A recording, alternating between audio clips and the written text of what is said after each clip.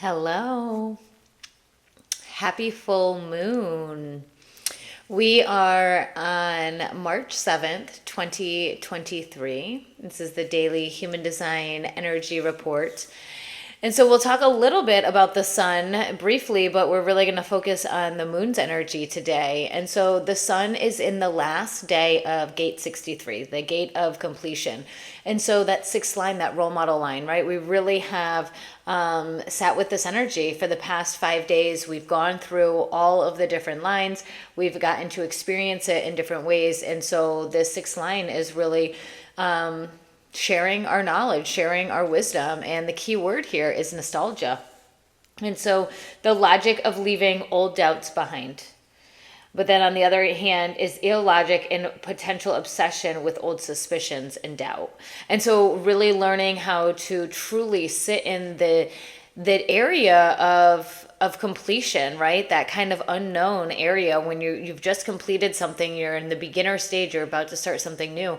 How can you sit in that nostalgia and know that you are on the right path, that you are trusted, that you are guided, and that there's going to be these little doubts that are going to creep in, but realistically, there's no sense for them to be there. And so learning how to let them go so that you can flow.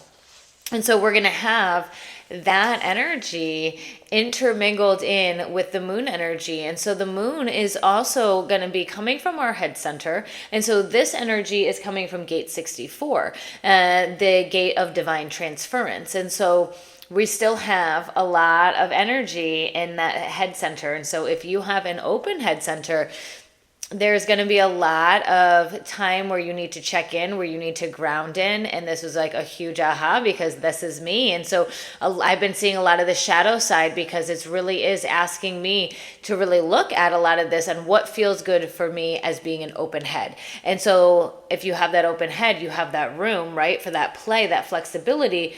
But we really need to ground into our strategy, our authority, to stay in our alignment.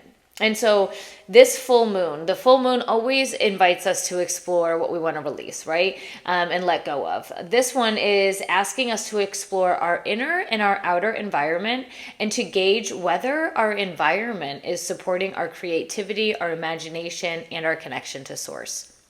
The light of this moon promises to inspire us and to give us a big picture view of what is possible. And so remember, the divine transference, we are this channel. We are getting all of this wonderful wisdom, this knowledge, this connection of creativity, imagination. We're dreaming, we're creating, we're inventing, right? And so we're invited to explore new ways to construct our life and our worlds to enhance our inner peace and become more receptive and to become a vessel, right? That channel of inspiration. And so really learning how to kind of sit back a little bit more, learning how to just be, learning how to become into that creative mode, right? Laziness, what we think of being lazy, it really isn't. We have to have that integration time. We need to have the time to sit, to let the creative juices flow. We can't always be in this productivity. And so how can we recreate what our inner and our outer environment looks like to allow that space, to allow that room to open up and to be. And so the challenge here is to not let those big ideas overwhelm you and to shut down your dreaming and creating. And to not get lost in the picture of how. And so that's not our job. The how is not our job. Our job in the brain is to think and to dream and to wish and to create and to all of those things. And so how can we know that when we set it up and when we do our actionable steps and trust that the rest is going to unfold when we are ready? And so remembering that you are a conduit for expansive thinking and that your inspirations and ideas create the seeds of possibility in the mind and the mind of others. And that seed of possibility then comes down into the heart. It attracts the ones that are like, oh my gosh, yes, that fills them up. And then it gets the whole manifestation started. And so let's do a 3-card pull, really looking at sitting with this almost this space, right? Learning how to sit in the space after completion, not feeling this rush to start something new or to begin the career or to do whatever, and also to sit in the space of being that channel, of sitting in the space and trusting that the steps are going to unfold when you need them, and to not put this pressure all the time to keep going, to do, right? And so both of these energies, both in the sun and in the moon, are really inviting us to slow down, inviting us to create this space so that we can create. We need to have that rest, and we can't be in burnout mode of the adrenals and all of our other systems and then expect ourselves to be creative.